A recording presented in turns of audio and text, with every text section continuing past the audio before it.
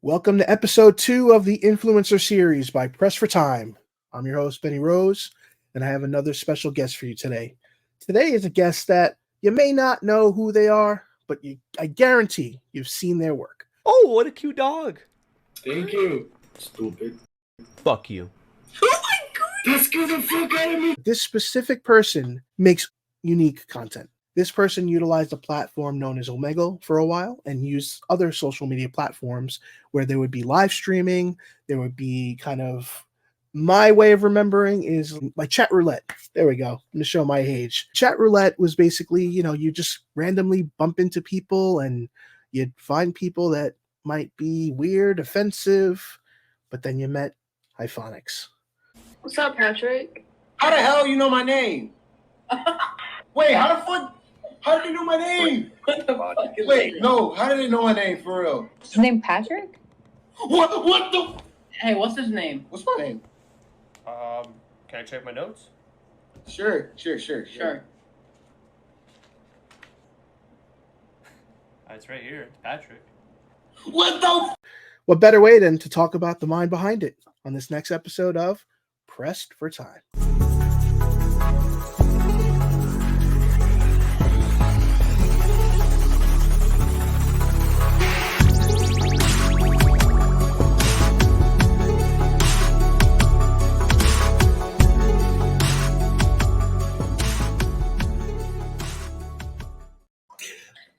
Hey, The legend. pleasure to meet everyone here. Thank you so much for an awesome introduction. I appreciate that.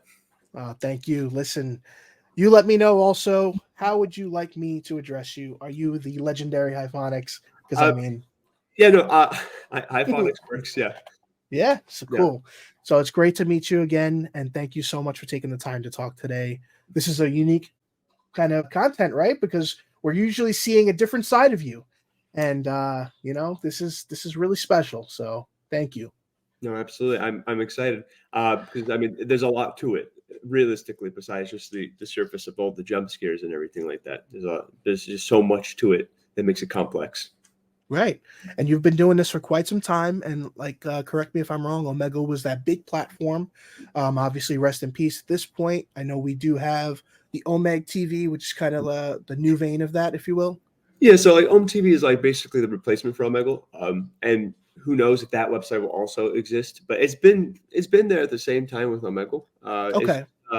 It's just a little more fast paced, and the skipping process is just a lot quicker than what Omegle was. But other than that, it's basically the same gist, same thing. Okay. So I know we're not going to get the secret sauce as much as we want that, but maybe talk to me about a little bit of how you came up with this idea. I know you were doing content creation and streaming and playing games essentially before all this, but then did something hit one day where maybe you made a comment or something with somebody and then you just kind of went into that, hey, maybe I'll try this? Well, so with Omegle, when I first got into it, I didn't really have any idea what I was going to be necessarily doing on Omegle. I just knew that my viewers at the time, which I live stream everything, they enjoyed just having interesting conversations on the website. And I was all about, you know what? Something a little bit different than my typical content at the moment. Let's give it a go.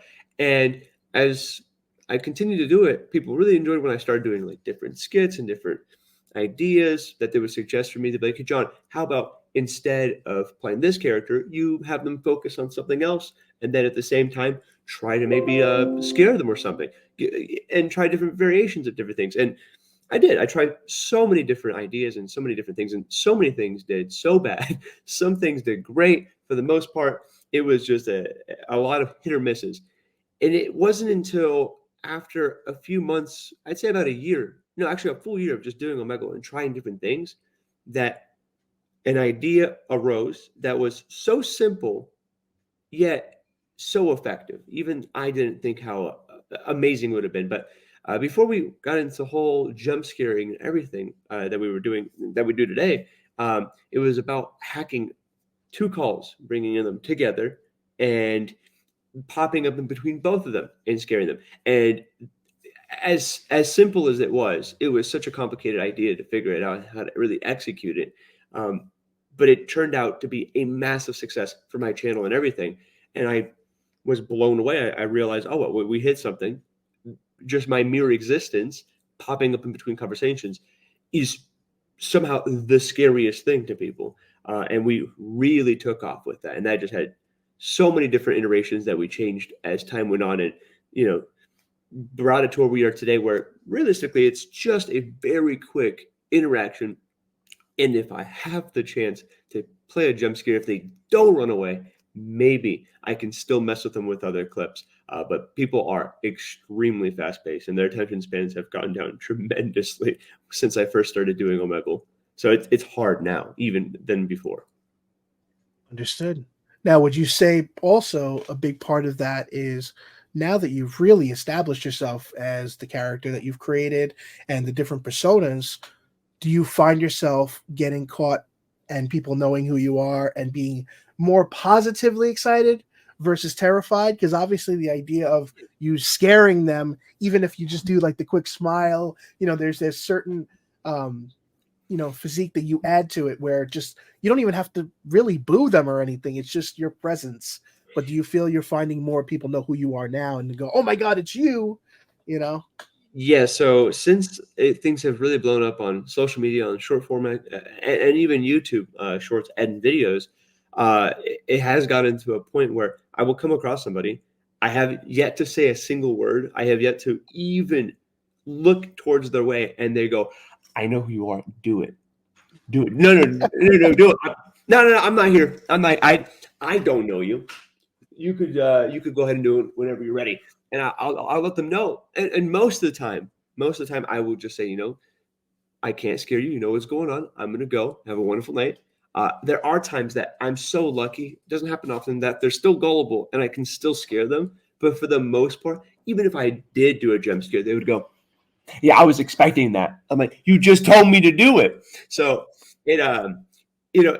it's funny at first, but for the viewers aspect, after hours and hours, in the chat's like, please put a wig on, try something else. Hey, Blue! Uh-huh. Well, you're gonna love this. All right, let's get the letter of the day out and let's get the song going here from the top. Oh, yeah. We just got a letter. We just got a letter. We just got a letter. I wonder who it's from. Oh, I always love these ones. These are always my favorite letters. I know where you live. The way you want to go ahead and avoid this is to answer a simple question. I'll leave you alone. Don't answer the question. I will not leave you alone. Are you ready? Are you listening to me, or are you going to sit here and giggle? No, I'm listening. Are you listening? Listen. How many calories are in a McFlurry? 500. What was that? 500. 500? Final answer? We just said something really scary happened. You want to try again? Right. So, I feel bad because I do come across a lot of people that want me to scare them, and I'll try, and they just get like a little giggle out of it. And it's it's always the absolute joy of finding someone that's gullible and Right. has no idea what's Of going course. on. Like that is the best outcome for me. And I think if you think about it, Omegle was, I would say, the Wild Wild West of internet, and it was really, you didn't know who you were seeing, what you were seeing. What did he say? Because I'm sure you've had your stories of things that you probably didn't want to see going through this journey, right? I've seen everything. Too much. Yeah, and I'm sure that that's part of the not part of the editing side of things. We don't. Nobody wants to see that. You don't want to have to see it again during that process. But I wanted to ask you, as far as since you're kind of doing this on the fly, you're doing it live. How complicated is that process? I mean, obviously, you don't have to tell us what exactly you're doing, but obviously, you said you're working with numerous feeds, so you're dealing with the idea of giving off this persona of hacking, the user's, feed in a sense. But how difficult is that? Are you doing this by yourself? Do you have people working with you to help, make this as, extraordinary of an experience as it can be? Because I can't imagine just you. I mean, it's possible, and I'll commend you 100 times over to kind of do all that while in the midst of, mentally preparing what you're going to get next. So yeah, that's a great question, because everything that I'm doing in terms of like the scares or having my wife incorporate and help me with like something or friends to help me, all that is improv on stream. But in terms of like the programs and the whole entire tech aspect of it, that is not me, because it is extraordinarily complicated. I have a friend of mine on Discord that I've been friends for many years, absolutely talented when it comes to coding, and I will let them literally team view on my computer, and I will sit there and watch while they figure out how to deconstruct programs, build scripts for things to work, things to manipulate the website for me to be able to get into there and, really put my scares in really nice and loud, really be able to make it a nice, smooth process so that when it comes time for me doing my streams, everything's on autopilot. I don't got to do anything realistically. I just got to put on a show, do my improv, and do whatever skit that I'm trying to play into for that day, so that it's a nice pressure taken off my back. Because if I had to be the one coding this, there's absolutely no way I would have figured out how to do hacking, because it was not as simple as I thought it was. It was a multitude of virtual cameras and so many things. At this point, I know what I'm doing. I can set it up myself because I'm literally clicking a pattern. I don't know what I'm clicking, but I'm clicking. Right. You've been given that direction, and you've gotten Yeah. to the point where it's kind of second nature for you. Well, Yes. that's, again, I commend you and your team, because again, you know, it's one of those things that we get a lot of the unsung heroes. So thank you to everybody that helps you make this vision of yours what it is, because at the end of the day, there's a lot of people that are always working behind the scenes that don't get the love and appreciation that they deserve, including your wife for supporting you on this crazy journey, right? No, of course, it is a blessing. But yeah, my wife helps me out on so many aspects of like literally playing into a skit, being the hostage in the moment, and then right back to letting her do whatever she was doing. Right. No, that's awesome. So we talk about social media being so vast. There's so many platforms. Obviously, the live streaming component is a big part of yours. I actually stumbled onto your live stream, if you will, last night, right? Where everybody was kind of like 3 minutes. It's not really him. And I had said hi. I'm like, all right, well, it's tough. You don't know when something is pre-recorded and stuff, but Of you course. have the engagement, which is important, because people are in there talking. And do you pick and choose, like, do you have a schedule on which day you're going to focus on this platform versus this one? Because obviously at the end of the day, when you're doing this professionally, you have to worry about metrics, and you got to worry about when your audience is watching and things like that. So do you have like a schedule that you try to follow for each platform? So in terms of like YouTube, I try my absolute best to stream every single day on there, around a specific time, every day. And if I don't, my viewers will let me know that I've been slacking. But for the most part, I do YouTube every day. And then with social media, that's mostly a daily thing as well too. But that's just like throughout the day. In the morning, I'll do my posts and whatnot. That doesn't take too much of my time, just because. Once again, I have a lot of the hard aspect of like the editing and all of that delegated towards other people that help me do that as well. God bless their hearts, because they've helped me so much as well too in that aspect. Because once again, editing, I've done that before. God did not put me on this earth for editing. No, not for me. So they've done a phenomenal job of just taking so much time off my my hands to doing that, and actually just enjoying life. And doing social media at a pretty easy pace where I could just take it, post it, and just continue to go. Because if I had to edit everything, oh my God, I don't know. That'd be so hard. Yeah, I'm with you. I'm kind of one of the only guys doing the editing on our side, and when you're pressed for time, you feel it, especially when you want it, especially in your craft, because it has to be precise.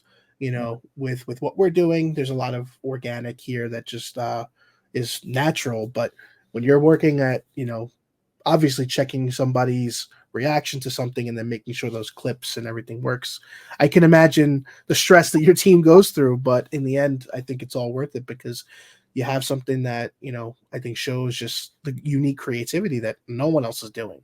So awesome job with that. Seriously. I appreciate it. Thank you. Absolutely. So the one thing I wanted to ask is, as a content creator, we always have these thoughts of, here's where I am, here's where I'm going, here's where I want to be. Is there a place that you see yourself in the next 5 years? Do you see yourself doing this at even a bigger, massive scale? Is there something ambitious? You don't have to share secrets, but is there something that you want to do that you're like kind of, reaching for the stars and saying, if I can get here, this is the next level for me. Yeah, and I think that's also like a healthy aspect too to it. I feel like a lot of content creators all have that kind of thought process of where they're going to be. I personally, by bare minimum, I hope that in 5 years I'm still streaming. Don't know exactly what I'm going to be doing in 5 years in terms of like what content might be. I don't think it'll be Omegle anymore because I've already been doing it for a very long time. But I do hope that I'm still streaming. And in terms of like really reaching for the stars, I would love to do something personality based. I'd love to film a scary movie or something like that where I get to play a character. Would thoroughly enjoy that. But if that doesn't work out, I just hope that I'm still streaming, having fun, and still growing as a content creator on whatever platform that I'm focusing on. That is my only my wish for that to be a constant movement of success and just to be enjoying it, just because I am beyond thrilled, beyond thankful. I've been doing it for 9 years now at this point coming up here. And I've changed my content over the years to whatever seemed enjoyable for me. And I can't even believe I'm here right now at this point, honestly, this many years later. It's awesome. And I have to say, with obviously the loss of Omegle, I think a lot of people worried kind of if you remember the days of Vine, we had Vine as a platform that I feel really launched a large amount of creators that, everybody thought might get lost, without that platform. And then we've obviously found others that, try to mimic that in the world of TikTok and things like that. But, as we grow, the world gets crazier, right? That's a big part of it. I was thinking in my head, I said, I can see you doing something relatable to horror in the sense of maybe even, I don't know if have you thought about fleshing out this character, this persona, in a sense of like, I can get somebody to write a script, or you could write a script that really takes it to the next level. Because I mean, as I watch the content, I'm like, this is like, I could see this being a movie where, we've had those social media horror movies where, the killer kind of hacks the feed and they're usually faceless, but we haven't had that person that is just openly taunting and really being out there and just, you don't know where they are. And then you could just be right there, No, I think that's a great idea. I don't necessarily know if it would be based off of like Omegle in a sense, but I would love to play some type of creepy character, maybe along the lines of what I am right now, just a scary bald guy. But there's so much more depth I can add to that into a much more horrific setting. I love the idea of it, of course, and I have friends that would probably love to help me on trying to film out like an idea of it. Yeah, no, I could see it, man. I'll be honest. I'm a big horror guy. I'm a horror junkie. So I think, just sharing my opinion, I think like an anthology kind of story, almost like a creepypasta, if you will. I mean, let's join the legacy of creepypasta. There's plenty out there. And I think your character kind of fits that mold when you think about, just the essence of that's a true word of mouth scenario. Where you just have people talking about, oh my God, it was this guy, and he seemed really nice, and then all of a sudden he disappeared, and there was somebody tied up, and it just, like you just create that lore. Oh no, I feel like you have it already when you think about it. There are people out there, genuine people that they have seen me, they've seen my clips in terms of like me playing it towards them, or sometimes not even a clip. I actually have a person there pretending to be tied up. And they are left in fear, and they leave, and they probably never come across me on social media, and they probably not know the difference. They're scared to death from some bald guy with a mustache. I'm sure there's a few people out there, and to those people, they're living in a horror movie. I mean, it's a dangerous world, but obviously we have Reddit. It makes you wonder if people are talking about you on Reddit in the sense of, not directly, but I was on this platform and this creepy guy, like, I can't believe this guy has somebody tied up and I don't know what to think. And, like you said, kind of, I don't want to say living in a bubble, but, if they're not exploring and looking for you, because most people are like, nope, That's it. I'm done. That's a Yeah, scary I mean, thought. no, there had to be someone out there Yeah. for sure. I I, mean, I'm going to make that a challenge now. I'm going to try to find some thread that's talking about you to some degree, because I mean, again, that's lore in the making. It's writing itself. But again, this- it speaks volumes to what you've done. the script will be in the Reddit. That's it. We don't even need to write a script. Somebody will already write it for us. They've already got a great horror idea. Yep. Movie starts literally just zooming in. I mean, we're writing this right now as we speak. No, it's awesome. But no, yeah, there's a lot to it. Yeah. So, as far as content creating with gaming and streaming and stuff like that, do you still find yourself, liking to do that and kind of being yourself more so than having that other personality that you have to kind of prepare yourself for? I would think, because you got to get ready and you're not you anymore. So, like, does it feel nice to just kind of be John and play some games and have that casual conversation?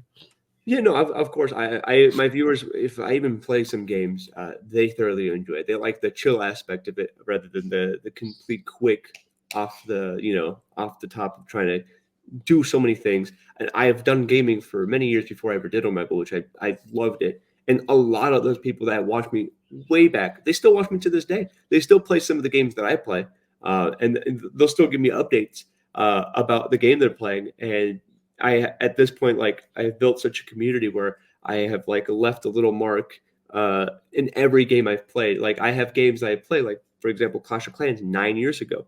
I still have a clan in that game that still runs to this day, and people are still coming into the stream as of last night and accept me to the clan. Please, I'm Town Hall 12 now and whatnot. I don't even play it personally that much anymore because I'm already playing so many different things here and there. But I just think that's so awesome. That a lot of the people in the community are connected with me in so many different ways, not just Omegle as well too. It's awesome. I think I personally enjoy gaming a lot because it's personally finally a break from scaring people and not having to see horrific things of Omegle. And I would love to see where I'll take it from now, because I've done gaming over the years and I've made that my main content. And maybe in a few years, I might make another game my main content and take a break from Omegle. I don't know what the future holds, but right now, Omegle is 100% king in terms of the content that I need to be streaming, because that's what the viewers want. I know that's what I need to be doing. And who knows how long this other variation of Omegle will even exist. It might even be gone by next month, personally. Right. Yeah, I mean, it seems like a dangerous topic of discussion, because obviously we live in the world of TikTok ban potential and That's everything been looming above our heads for a long time. Yeah, I mean, it's been a hot topic, and obviously, some people kind of take it too far in the sense of like it's gone, and there's obviously a lot more to it. But again, mentally preparing, and especially if you have an audience and you've built a community in a platform that might go away, like we talked about with Vine, that's a scary time for a content creator. But the benefit here is, again, you've expanded yourself. Your biggest reach, I would say, would be YouTube in this case, of consistency and over the years. So I mean, YouTube is not my biggest platform that I have, but it's definitely my main platform for me. It's it's my bread and butter. I have my community there. I'm there every single day. I make my a livelihood out of it as well too. And with TikTok, especially when I was just blowing up for like a whole year, I made sure that just in case TikTok doesn't exist and it goes away, we have to push the viewers to other social medias, mostly to the YouTube, and hope that it works. And it did. It worked beautifully. So many people from TikTok came to other social medias and my YouTube and my live streams as well too, and now are regular viewers of it, which is beautiful. Which is because, like, once again, if TikTok does get banned, it is what it is. There are going to be other platforms that will take its place. I just feel like I hope they don't get rid of it, because they've been talking about it forever at this point. I see a lot of people, even people in my community, they're like, good, ban it. I didn't like it. I'd be like, okay, well, did you try to make content on it? Because that's a whole different perspective. I just feel like a lot of people out there, they gotten a lot good out of TikTok. They built great communities from it, from actual legitimately good content that's not brain rot, which majority of TikTok content creators really end up as being brain rot. And, if they do, get rid of it. I'm sure there'll be something else that'll take its place, just like what happened with Vine. All those other Viners, they moved off to different platforms, became wildly successful as well. Most of them did. And then when TikTok came, they hopped right back onto it. So I'm not going to be surprised if that does happen again in that same cycle. Yeah, it's the nature of technology and social media. And again, everything needs an enema sometimes, right? If you think about it. But that makes sense. So yeah, if they get rid of it, I'm ready. Let's go, right? Whatever that new platform is, I'm just gonna take everything I post on TikTok and repost it. Be like, hey guys, look at this stuff on this new platform. Just gonna restart from scratch wherever it is. Yeah, I mean, if you think about it, it's gonna be a wild, wild west in the sense because everybody's gonna try to be the next platform. I think everybody's emulating TikTok now when you think about Instagram and everybody else. Yeah. So the short form is still king, I feel, even though TikTok seems to be wanting to do more traditional long form, but it kind of goes against because obviously we have a certain aspect ratio that it's designed for. And, again, it's hit or miss. It depends on your consistency, the quality of your content, things like that. And again, when you're doing something like what you're doing, you have a unique outlet where not everybody's going to want to do the same thing, not going to be able to, and again, you're the key to that. Your personality, the persona you've created, it makes it valuable. And I think that going to any platform, you're safe, which is great. I think other people might have to struggle and kind of rebuild themselves, if you will. Yeah, I mean, no, absolutely. I mean, even before I started doing Omegle and built up a massive audience for it, I mean, with every game that I played and streamed, I mean, eventually they died, and you had to move on to the next game or move on to something else and continue evolving. So I just feel like in the same sense, it's just an evolutionary of what's going to be the next thing to do with whatever the platform or the trend is or whatever the niche per se will be at that time. It's always ever changing. So I'm not the only content creator. Everyone I feel has that same feeling in the back of their mind of like, what is the next thing I gotta be doing? Absolutely, yeah, because you want to be the first. Everybody wants to be the first. It's an important aspect. Mm-hmm. But let's go back to the core of Hyphonix. Let's talk about games a little bit because you did mention you love games. Oh yeah. So let's talk about games. Like, what are you playing right now, even if you're not live streaming it? So even if I'm not live streaming it, I'm always, I don't know, I guess it's just an addiction at this point. I've been juggling playing old school RuneScape every day. Nice. Every moment that I'm streaming as well too. Whether it's like a jump scare or I'm reading the chat, I always have it on another monitor, just delegating my attention for it every few seconds here and there and just having it just run on autopilot. But in terms of like games that because like I'm just passively playing on the side, right? Because I used to stream it too, which was very enjoyable too, being in that whole entire community for a little bit. But I've played so many different games. And the reason why I started streaming was something as simple as Clash of Clans. I was in high school at the time, and I was always walking around on my phone for like a quick 5-minute break just to promote myself on my clan. Like, guys, join, super active, please, I need friends. And I have like 3 people in the clan. And I was just thinking, man, there's got to be a better way to build a clan. And that is the only reason I started streaming, is because I saw that there were people promoting and playing the game and they're building up a clan. I'm like, this is perfect. This is what I got to do. I'm going to do this for like 2 days and then I'm going to stop and I'm going to be good to go. Perfect. And that was a completely, not exactly what happened. I mean, yeah, after like the second day of the stream, I had a full clan. I was so happy, but then I was like, wait a second. I really like the streaming game step combo. I'm going to give it a try. And that is where I just really took off in terms of like putting all my time into it. It was a perfect time just because I was in high school. I had so much free time. Right. But before all of that, yeah, RuneScape was definitely a game that has taken up like 20 years of my life. It's like a religion to me at this point. That's awesome. And I've played many different little games here and there growing up on like the PlayStation, like Ratchet and Clank was some of my absolute favorite games in the series itself as a kid growing up. Even to this day, I've like gone back on my PlayStation 2 at my parents' house, took it, played it again just for the excitement of what it felt like when I was playing it as a kid, for the pure nostalgia of it. And just so many different little other computer games. I don't know if you know, like Commander and Conquer. Yep. Just absolutely loved it so much. Age of Empires as well too. and SimCity. Like these games are like the pillars of my childhood that I spent so much time investing, playing, and just growing up with. I'm trying to think if there's another one that was really sticking up. But like those are just like the main games. I love them so much. Spent That's too much awesome. time.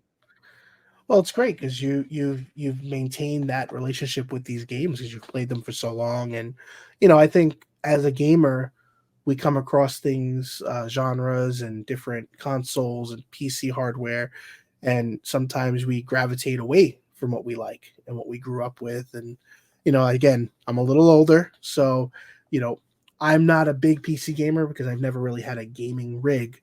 But Mm, interestingly enough, I'm reviewing, if you know of the game Alone in the Dark.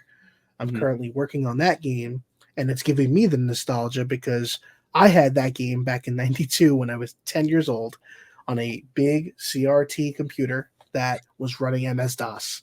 Didn't even have Windows.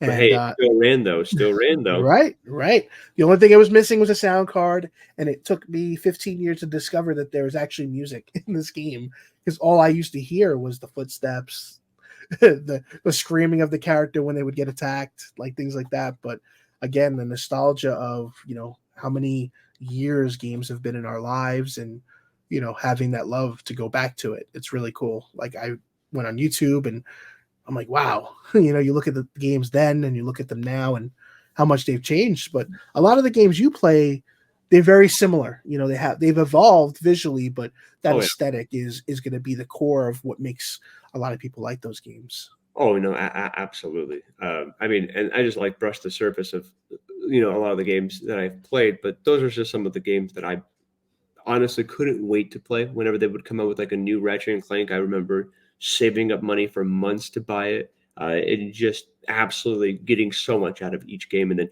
going back to class and talking to my friends like I just got this game and you guys got to try them. We'd switch around. Did it give me a game that they're enjoying? I loved it. It was such a good time. I feel like people are generally missing out today with the games because yeah, they're great games. They're graphically, visually really nice, but it just doesn't really have the same sense of the community that other games had for me personally. And I feel like you can 100% agree with me on that.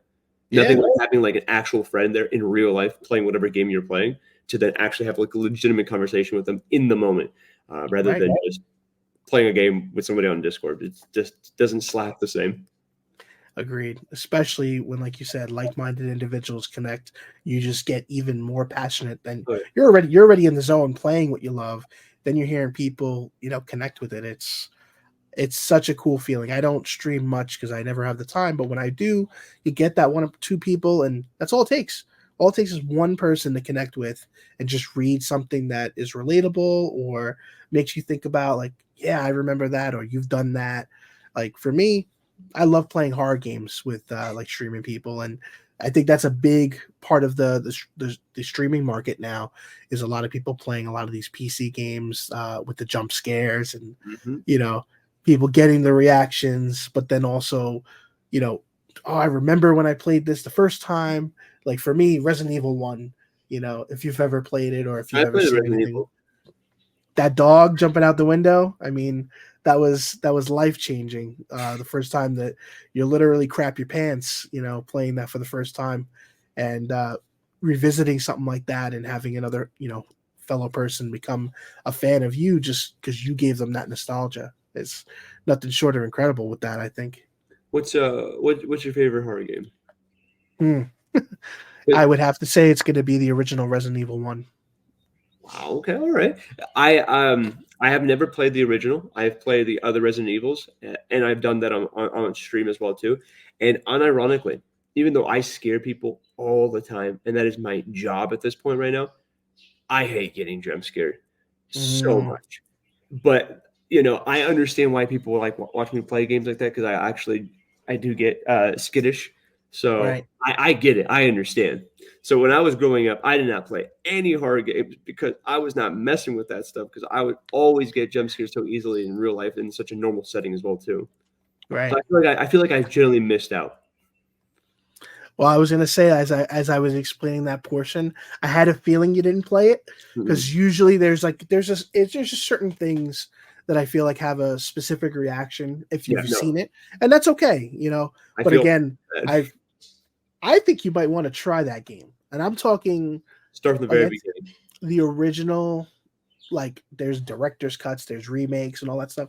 The original, because you go back to those older graphics, but again, it was such an unpredictable game, Mm. and at the time, I was one of those that picked that game up because I saw like an article in a magazine for it.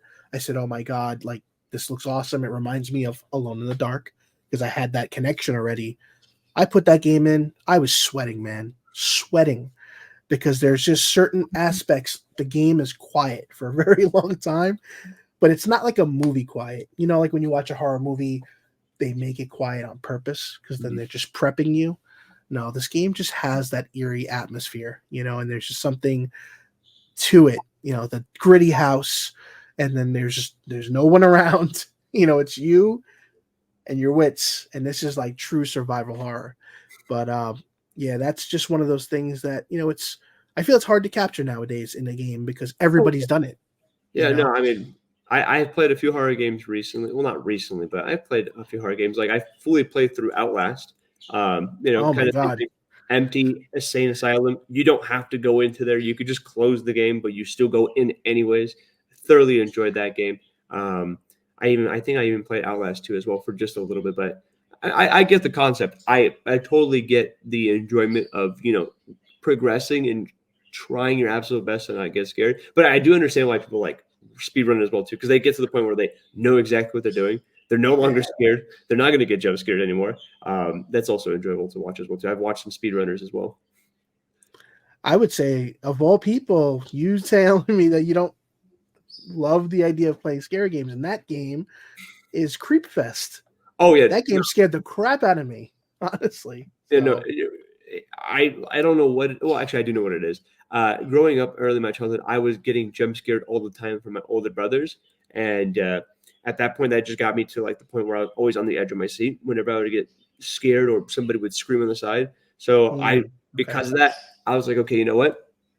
I'm so easily jump scared. I'm not going to play horror games. So growing up, I just stayed away from all horror games completely. I But in definitely. the end, your siblings created a monster when you think about it. That's what that because they scare me. Then I grew up and now I scare everyone. It's their fault. Well said. So yeah, I mean, I would say this has been a really, really awesome talk because again, I've seen your content. I've followed you for a couple of years. I've known who you were, but it wasn't because I was again when you're not a part of the platform, I didn't see your content too much, but then I finally saw that it was being posted elsewhere, and it's been great because again, I'm getting caught up. And that's the one thing I wanted to commend you on too on TikTok. Like I know that you're kind of resharing a lot of the content that has been created already, Yeah, which is great. it's so hard to get new content now. No, I can imagine.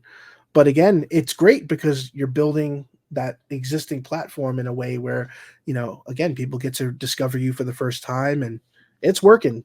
Because I was talking with my sister the other day about, you know, looking forward to today. And I mentioned who you were, and she literally pulled out her phone and said, "You're not going to believe this text message that was sent to me 3 days ago." And it was literally a friend of hers sending her one of your videos. Like, can you believe this guy scares the crap out of people? I'm like, no way. Like, you know, you talk about the phones listen to us, right? But like she had this actively, it's just incredible. And again, it speaks to, you know, how well you are with your craft. So thank you for that. But yeah, this has been awesome, man. I would say, is there anything you'd like to, you know, let our audience know, like where we can look forward to maybe the next part of your journey, where we want to check your live streams the most? Because you mentioned YouTube, but I know you stream elsewhere also. Yeah. So my content at the moment is scaring people. I am going to be evolving it and changing it up as time goes. But I live stream every day on YouTube, and then sometimes if I feel like playing some games, I'll stream it on my Twitch, which is exactly the same as my YouTube, which is Hyphonix. And then I post on social media like TikTok and Instagram, and that's all. Just if you look up Hyphonix, you'll come across it there as well. And I'm trying to think of anything else, but yeah, I think that's all. And thank you once again so much for your time as well. I appreciate it. Thank you for such good questions. It's ironic that I personally hate getting scared, but I think it's also just funny that I ended up being the person scaring everybody every day. No, I think it's a great balance if you think about it, because it makes you who you are, and It makes sense. nothing wrong with that, I feel. But again, I commend you for everything you've done. Congrats on your growth, your success in this unique craft that you've created, and I look forward to seeing the years come and see what you do next. And if you ever want to stream Resident Evil 1, I'd love to connect with you on that, because that could No, be a really cool journey. I am down. I've been going down a path of trying old games that I have played before in the past, and then I've had viewers suggest me to play some really old games of their past. Resident Evil, I'm down. I don't know which one I played recently, but I know for a fact I did not play the very first one, so I feel like I'm missing out. All right, I'm looking forward to that. Maybe we can connect offline and let's talk and let's see what happens, everybody. But thank you again for your time. It has been a true honor, honestly, as a fan, to be able to have this opportunity. It's been awesome, and thank you again for all the kind words you've said about my collection, and again, being a like-minded person. So, everybody, we're gonna have all the links to his content. Again, you know who this is. I don't need to tell you that, but I got to give you a great, unique persona. Look at him, because we see the scares, we see that face, which is again menacing, but we get to see the love. And thank you again. I appreciate your time, and everybody, till next time, take care, have fun, everyone.